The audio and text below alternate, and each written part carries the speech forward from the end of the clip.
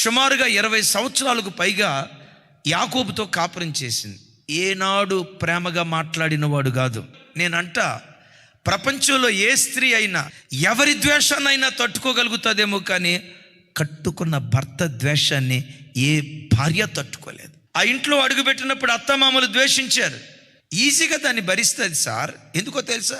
వీరేమైనా జీవితాంతం నాతో కలిసి ఉండేవాళ్ళ? నా భర్త నాకు పర్మనెంట్.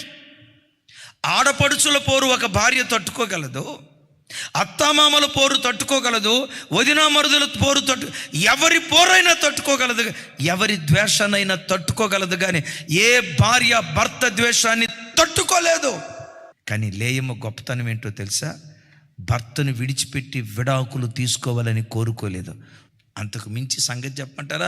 ఆ లేయా గర్భంలో నుండి లేవీలు పుట్టుకొచ్చారు. ఆ లేయా గర్భంలో నుండి యోధా గోత్రికులు పుట్టుకొచ్చారు.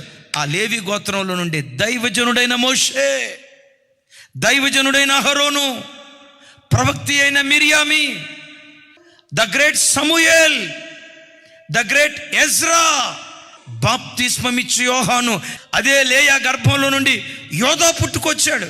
ఎస్, ఆ యోధాలో నుండే మహారాజు అయిన దావీదు, ఆ మహారాజు అయిన దావీదులో నుండే లోకరక్షకుడైన యేసు క్రీస్తు వారు ఉద్భవించారు. ఆ తల్లి ఓర్పు వ్యర్థమైందా? అయ్యా, అమ్మా, భార్య గయ్యాలిదా? ఓర్చుకో. నీ ఇంటిలో నుంచి ప్రవక్తలను దేవుడు పుట్టిస్తాడు, రాజులను దేవుడు పుట్టిస్తాడు, ప్రపంచాన్ని తలకిందులు చేసే వ్యక్తులను దేవుడు పుట్టిస్తాడు.